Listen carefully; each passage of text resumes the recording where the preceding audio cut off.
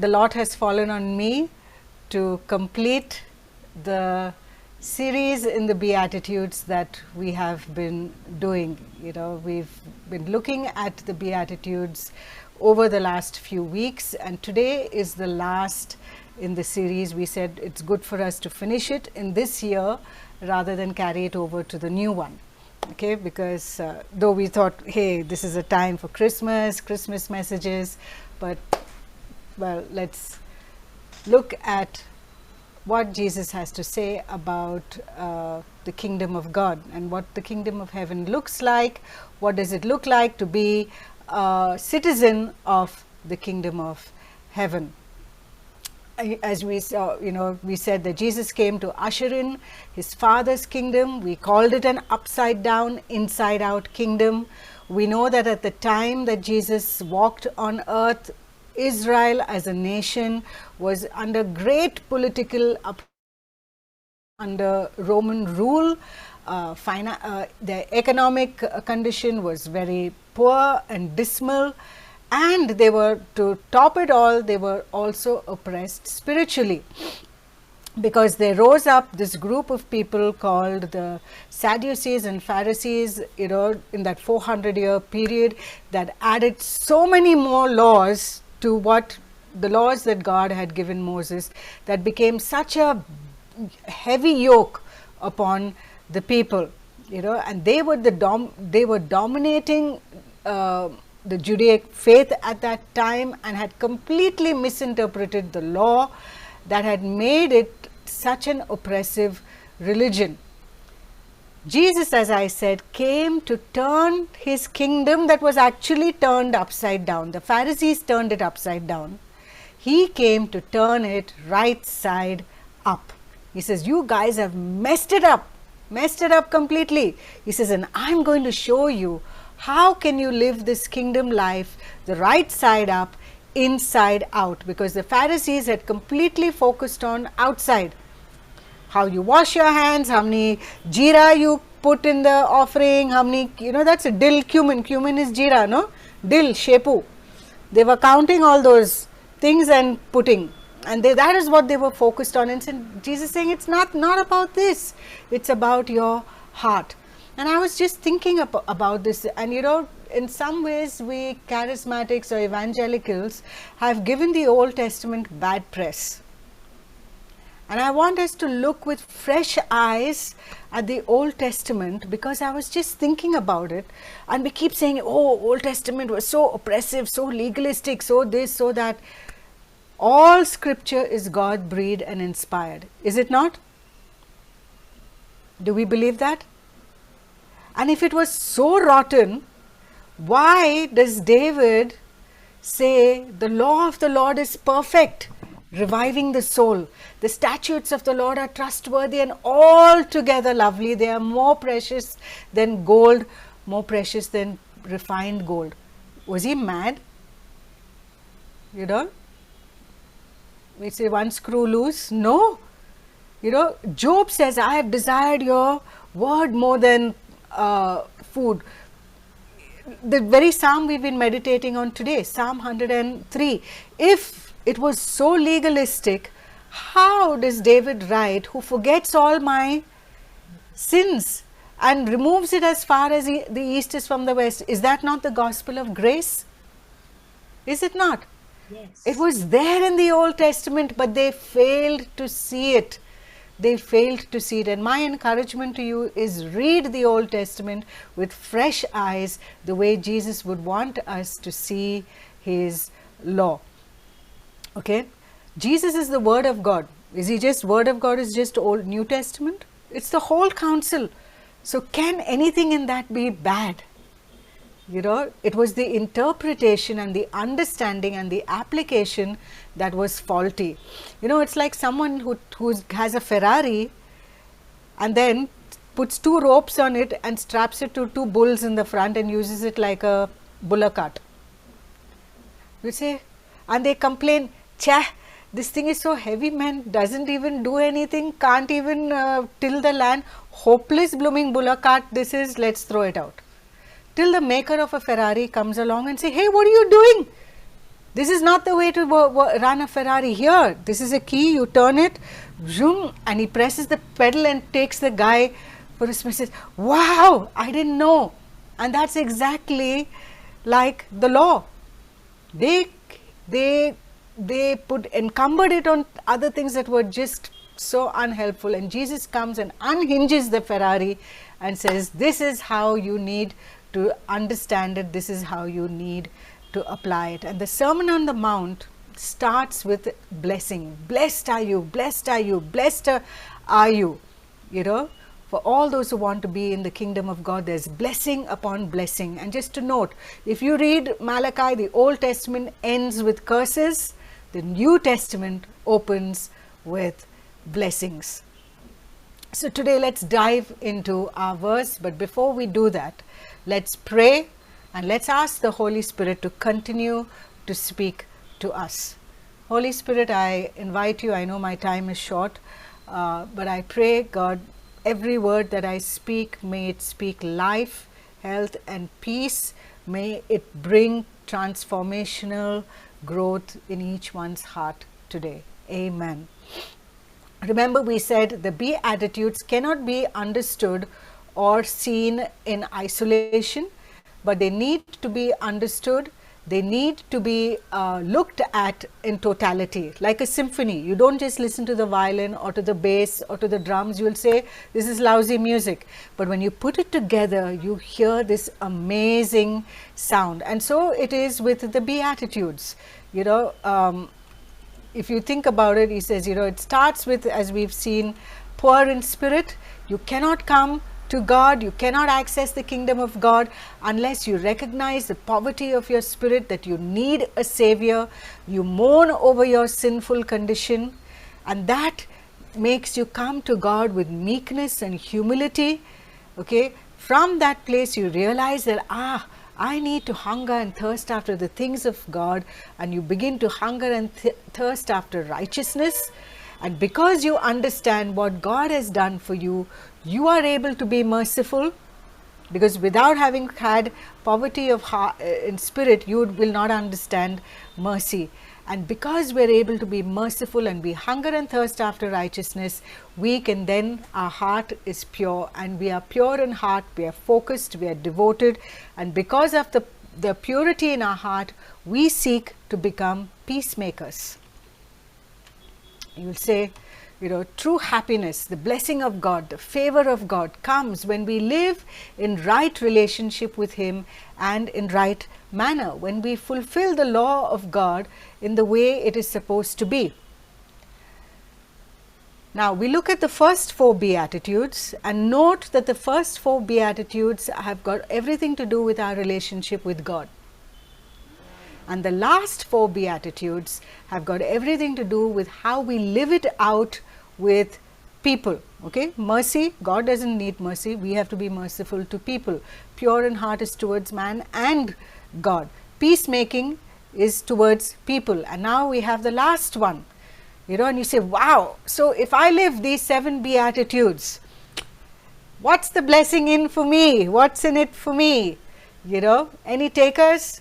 What's that last blessing? You know, it says, this is what will happen to you if you truly are a Christ follower. Blessed are the persecuted for the sake of righteousness, or for the sake of Christ. This is a natural, what would you say, progression.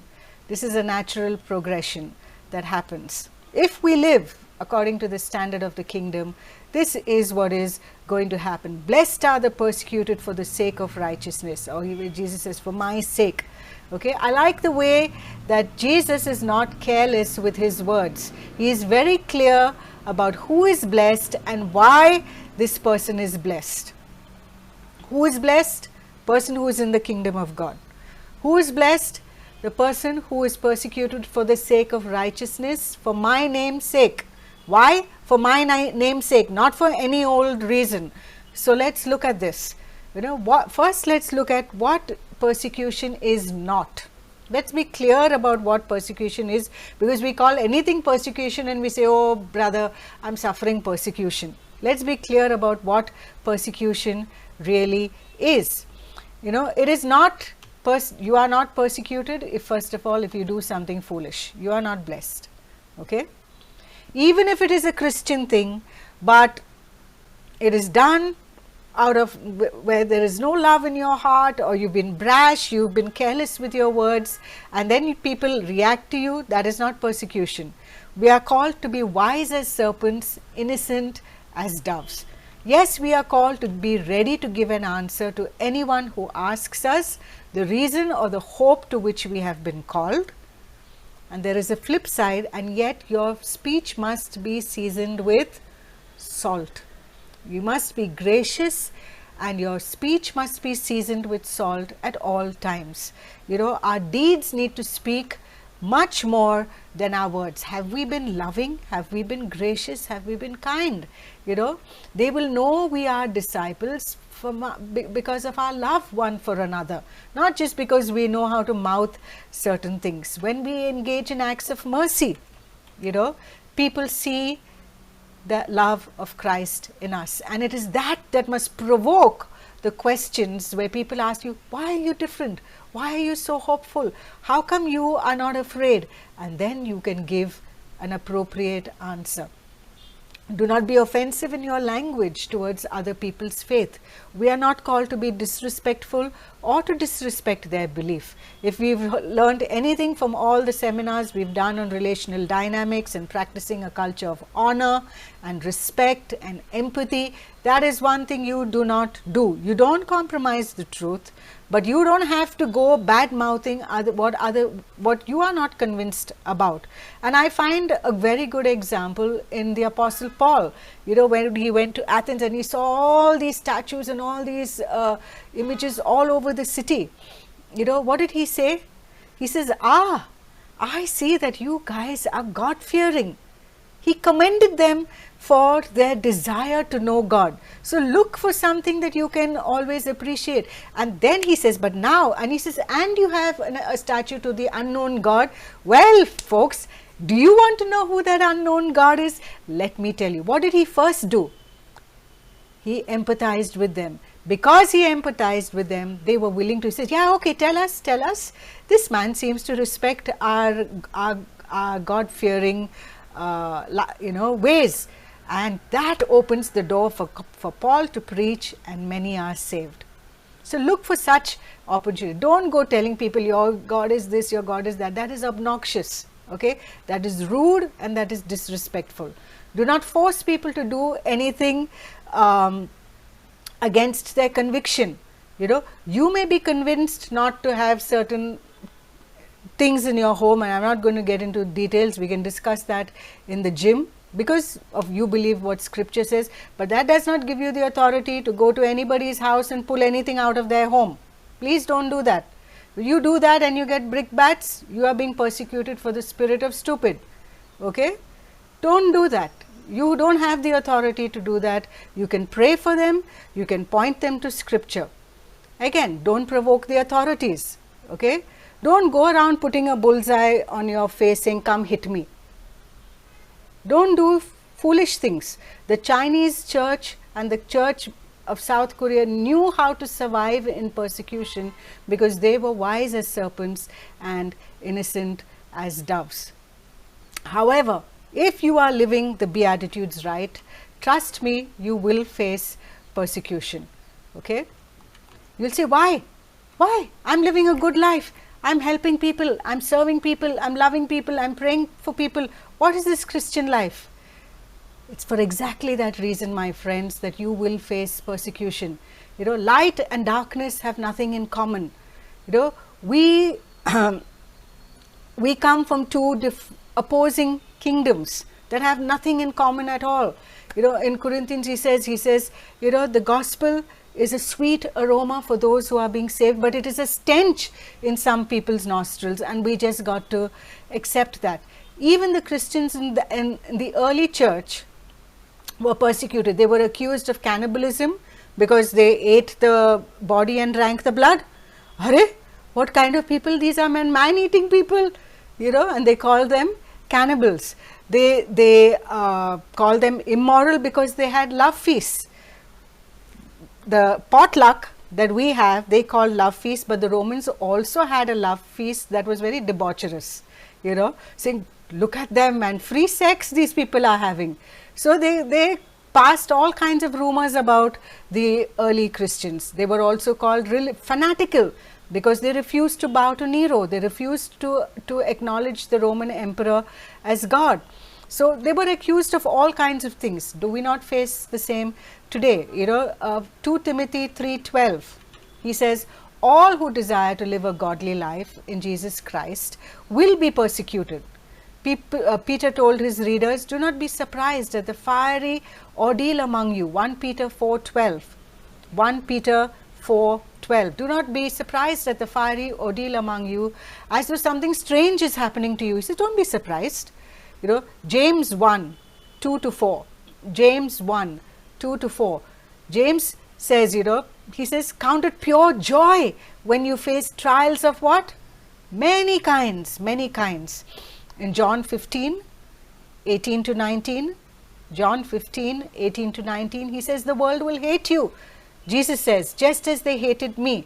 He says, you were of the world, and the world would love its own. But because you are not of this world, because I choose you out of this world, because of this, the world will hate you. Jesus even said, no servant is greater than his master.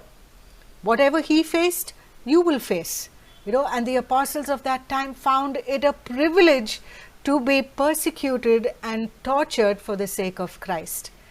You know, I don't know whether history, rumor, letters, where, but it says, you know, Peter, when he was burnt, and he says, I do not count it worthy, when he was crucified, I do not count it worthy to be crucified right side up, you know, head up. He says, crucify me head down. I cannot be crucified like my Lord. He says, I don't deserve that. That was the attitude of the apostles of that day. I mean, there were others, early Christians, at the stakes when they were burning. You know, they were sang hymns. They said, till the fire consumed them, and you could hear their voice through the fire. We would be screaming with pain, saying they were praising Jesus, and they were saying, we count it worthy to be sacrificed at the stakes for our Lord. That, my friends, is our calling. Can we embrace it? Can we embrace it? So we've seen what persecution is not, but what is righteous living? What is righteous living?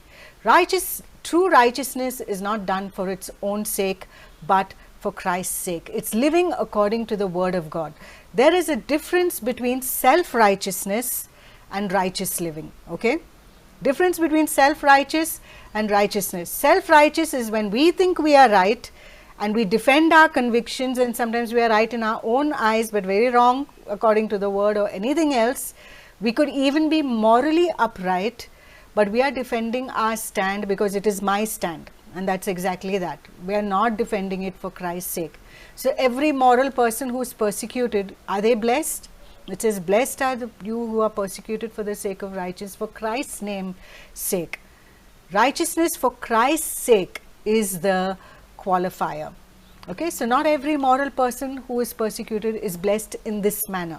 Righteousness for Christ's sake may sometimes mean letting go of your ego or letting go of the issues, because in that situation, love is the greater motive. It's doing the right thing that Jesus would want us to do in every situation. And for that, my friends, we need to constantly walk in step with the Holy Spirit, listening to Him, abiding in His Word, you know. It is a daily walk. There is no formula that I can give you. Do this, don't do this. We can only give principles as a guideline. Putting the Sermon of the Mount into practice, my friends, is not easy. Is it ever easy to love our enemy? To pray for those who bless you, who curse you? To do good to those who despisefully use you? That's what he goes on to elaborate the sermon on the Beatitudes. Beatitudes are only from verses 1 to 11. But then from chapter 5, 11 to the end of chapter 7 is an expounding of these Beatitudes. Read it. Okay. So the kingdom of God is not about my entitlements, my rights. It's about laying down my life. What does persecution look like today on a daily basis? Okay, you're talking about people that are burnt at the stake, crucified upside down, but what does it look like for you and I today? Not all of us are called to be martyrs. Not all of us would ever experience any kind of persecution in this manner, or go to jail or face death. Yet our convictions on a daily basis should be a challenge and can be a provocation, and we need to learn to grow strong in our convictions by taking small steps, small stands every day. You know, in Jeremiah 4, I've written the reference somewhere. He says, if you have not walked with men on foot, how will you race with horses? So if we have not built up the stamina or to have Christian convictions in our daily life, how are we going to face bigger trials in our life? So let's look at this. You know, at work, logging in on time, even though your friends are strolling in at 11:30 in the morning, doing what is asked of you without fudging the details, okay, without being pressurized by team members to be dishonest, or they guilt trip you, arey, the whole team will get a bad rating just because of you. What will you do in such a situation? White lies that you're asked to say, or white lies that you tell to cover up your own flaws, your own mistakes, your own goof ups. Okay, you've missed a deadline, you cover it up by, oh, you know, my internet was bad, my this, my that. You know, how many times have we done things like that? You know, no one's going to pat you on the back for being honest. Don't think I was honest and people did all this kind of thing to me. No, don't expect to be praised. When colleagues leave you out of their socializing because you kind of prick their conscience, because they know what they're going to be doing is not quite right, you know, hookah, fuka, all those things, you know, let's get high types. They don't want you around, okay? When the boss has it in for you because you work hard, you come in on time, you do your work, you clock in, and then you want to establish a work-life balance. There's nothing that you've done is incomplete, but he has it in for you and he denies your promotion. What will you do? What will you do?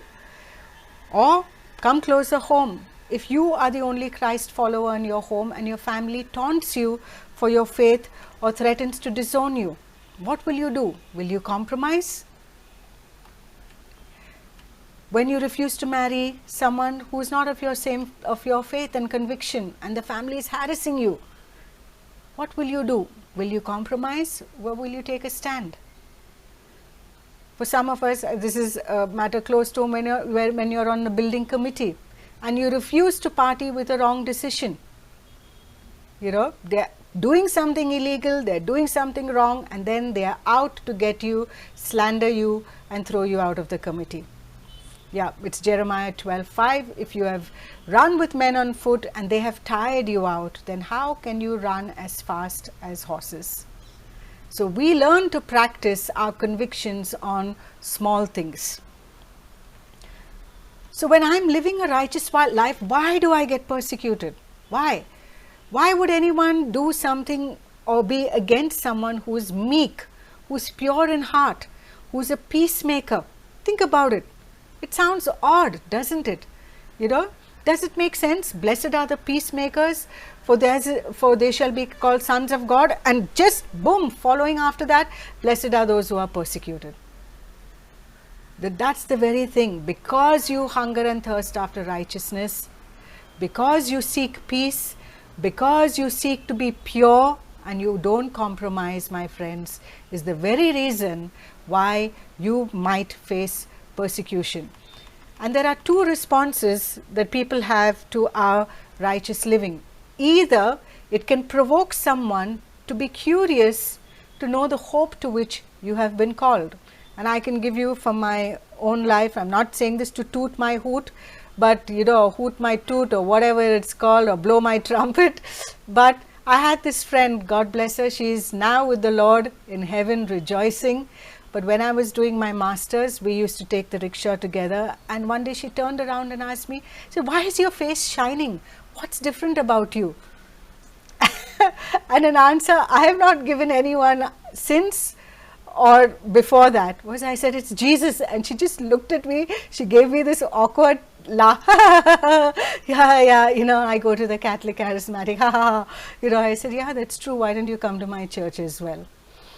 Cut a long story short, many of you have met her. Meena Coelho became a Christian, a follower of Christ, brought her kids to faith, brought so many others to faith, was this crazy woman who loved Jesus and was such an evangelist, you know, went to Australia and influenced hundreds of children's lives. She was a teacher, and a brilliant teacher at that.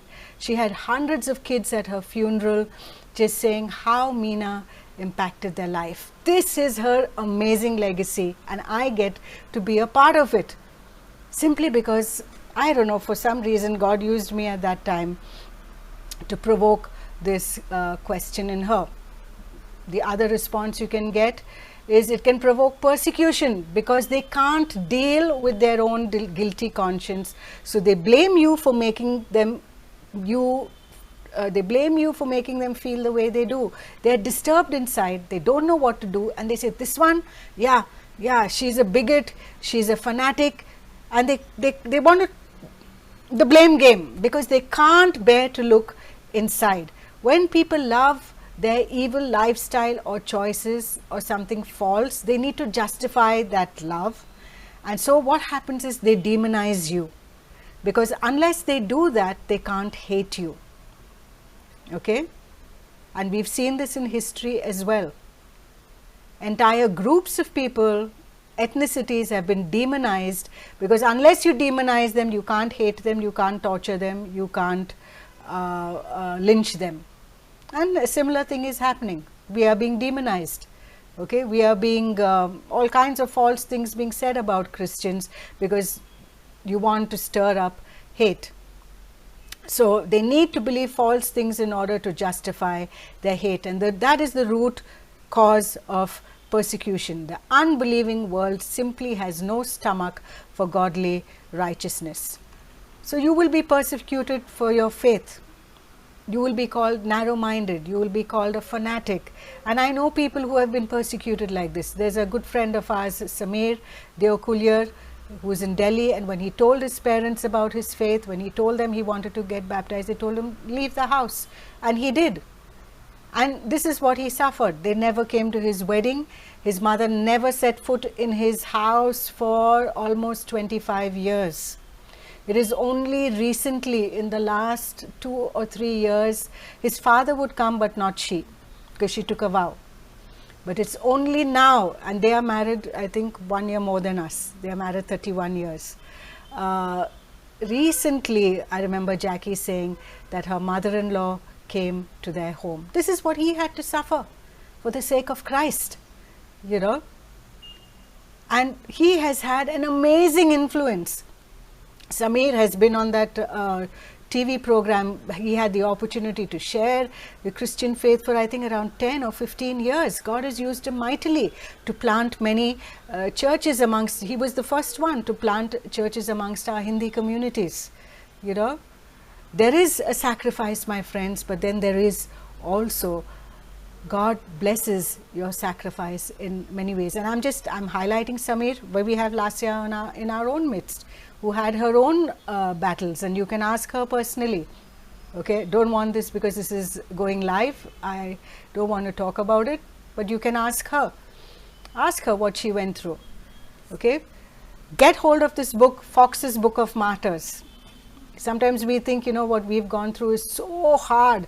Read the book, Fox's Book of Martyrs. It will undo you. Every other problem we face will pale into insignificance once you read that book.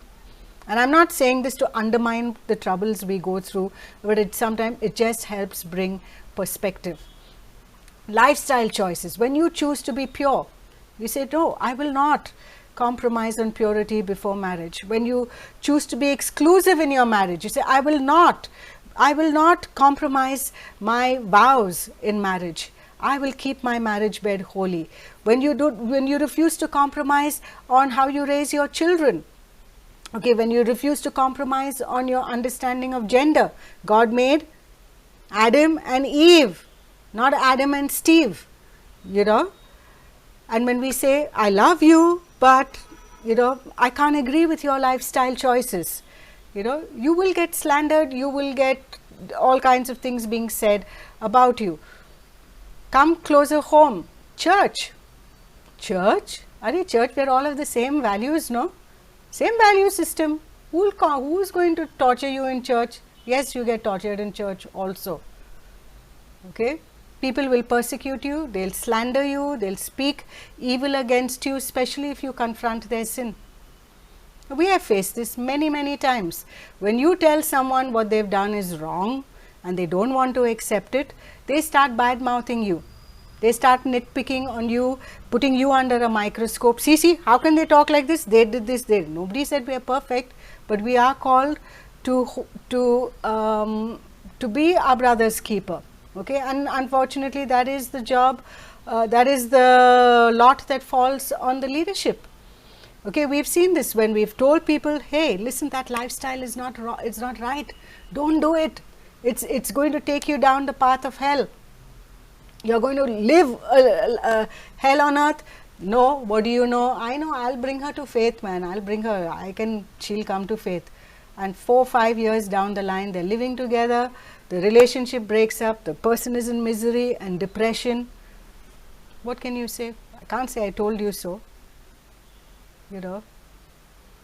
But in that process, they demonize you. Yes, so you will get persecuted for standing up for righteousness. So the question I'd like to ask is, have you been persecuted for righteousness' sake?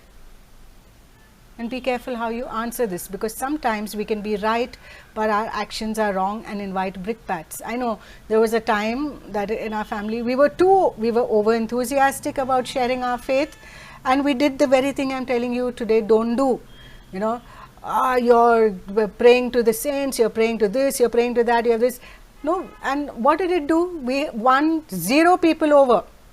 In fact, what it did, it caused estranged relationships, and we had to repent, and we had to do the hard work of mending the bridges and building the bridge again with the family. Thank God it has been restored, but it took a long time. Why? We were not being persecuted for righteousness' sake. We were being foolish in our enthusiasm, and we had to self-correct. But it took many years before this particular uncle, you know, finally reconciled to us. But remember, you know, if people have not noticed that you are different, check again. How are we living? How are we living? We are in this world, but we are not of this world, and we do not belong to its value systems. Okay? God has given us, so, and you know, let's also not abuse grace. Let's not abuse grace. I keep saying this and again because we see it so often. Let's not be lukewarm. Read what Jesus talks about lukewarm Christians, not my words. Jesus' words to the church when they are lukewarm. What does he say? We need to be hot for Jesus. That's why he says, Paul tells Timothy, fan into flames the gift that God has given you. Why? Because there's a tendency for the fire to die out. And that is why we need to constantly be filled with the Holy Spirit. God has given us the Holy Spirit to strengthen us, encourage us, comfort us, guide us, and lead us into all truth. His Holy Spirit is that divine power that gives us the strength to say no to sin and yes to godly choices. Okay? Some people that were persecuted for righteous living in scripture. Abel was killed by Cain. David was hunted by Saul. Uriah was murdered by David. Elijah was chased by Jezebel. Daniel was thrown into the lion's den, and his friends Shadrach, Meshach and Abednego. All the apostles except John. Read the Fox's Book of Martyrs.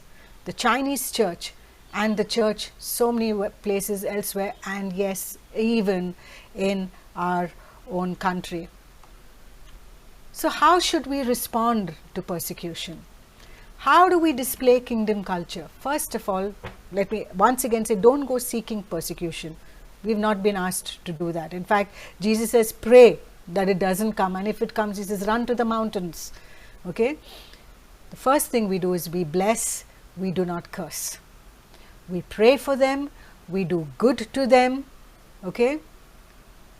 2 Corinthians 4:17 says, remind yourselves that these troubles are but for a little while, for our light and momentary troubles. Okay? They're light and momentary, but the glory that is to come far outweighs all this. There is a crown that awaits you and I. Everyone, he says, to him who overcomes, read Revelations, to him who overcomes, there are crowns that are waiting for us. And my friends, we do not stand alone. We do not stand alone. There are 10,000s besides that are cheering us on. Read Hebrews 12:1. Therefore, since we are surrounded by such a great cloud of witnesses, let us run the race marked out for us. Let us fix our eyes on Jesus, the author and perfecter of our faith, who for the joy set before him, it says, scorned the shame of the cross. Scorned the shame of the cross. Let us be like that, fixing our eyes on Jesus. There is a promise of the kingdom of heaven here and now and in the age to come. There is a persecution that we will face at an individual level, and there is a persecution we face as a church. You know that. Colin keeps sharing points in the interactive group and in the gym groups of what's going on. Many churches and pastors have been persecuted for their faith in our country and elsewhere around the world. Let us not forget Graham Staines. It's around somewhere this time, of the year that it happened.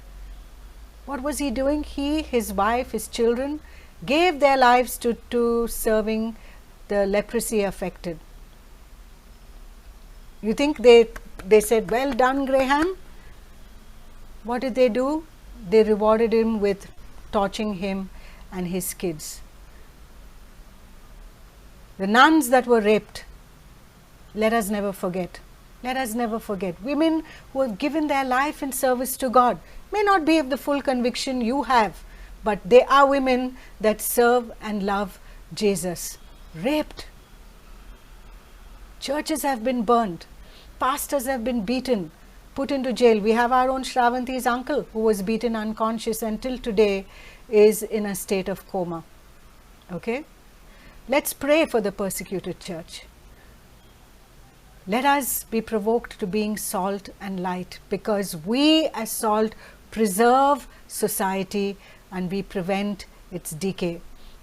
What is our response to be? It says, rejoice and be exceedingly glad, because we have a reward in heaven awaiting us.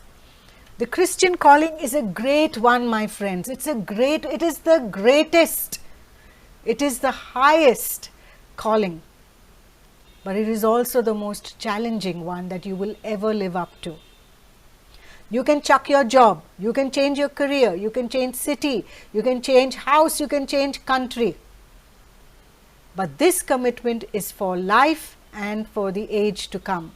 May we be counted worthy, ones who will not look back and consider following Jesus too heavy a price to pay. Now, this calling is not just for Pastor Colin and all the other pastors. This is for you and I, for everyone who claims to be a follower of Christ. I'm not saying you need to have a career in Christian calling or Christian ministry. All of us have a Christian calling. You have a career calling and you have a Christian calling. Your Christian calling is to be Christ-like, to glorify Jesus. Romans 8:17 says, and if we are children, then we are heirs of God and fellow heirs with Christ, provided we suffer with him, that in order that we may also be glorified with him. Let me read that again, Romans 8:17. Okay, and if we are children, then we are heirs of God and fellow heirs with Christ, provided we suffer with him, in order that we may also be glorified with him. He is worthy of all our devotion, our adoration, what we call suffering and sacrifice. May we be not found wanting, but may we come through the test as pure gold. Kingdom culture is God's will for earth, has always been God's will for earth right from the time of creation. It was destroyed because of man's sin. Jesus came back to restore it, to restore our relationship back to the Father, to restore us to right identity as sons of God, restore us to right destiny. Okay, and that is that we have dominion over the earth, for the earth shall be filled with the knowledge of the glory of the Lord, even as the waters cover the sea. And that happens when sons and daughters of God take their place. All creation is groaning for the sons of God to take their place, and God's kingdom will come here on earth as it is in heaven, when you and I live as salt and light.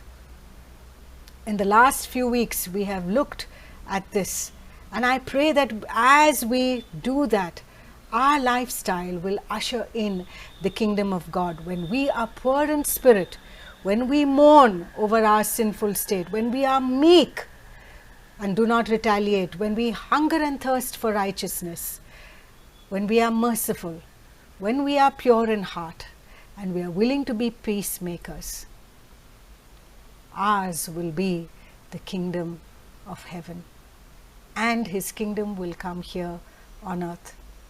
I hope this series on the Beatitudes has challenged you, my friends, and is beginning to transform you and change you.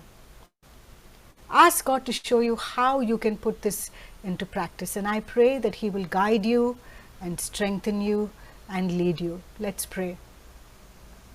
God, I want to thank you that you showed us how good your law is, that truly it is worthy of being lived by.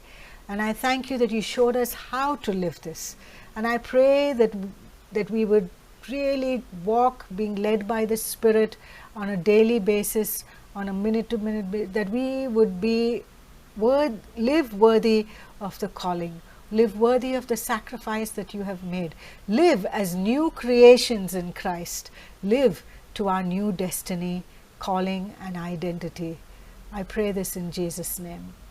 Amen. Amen.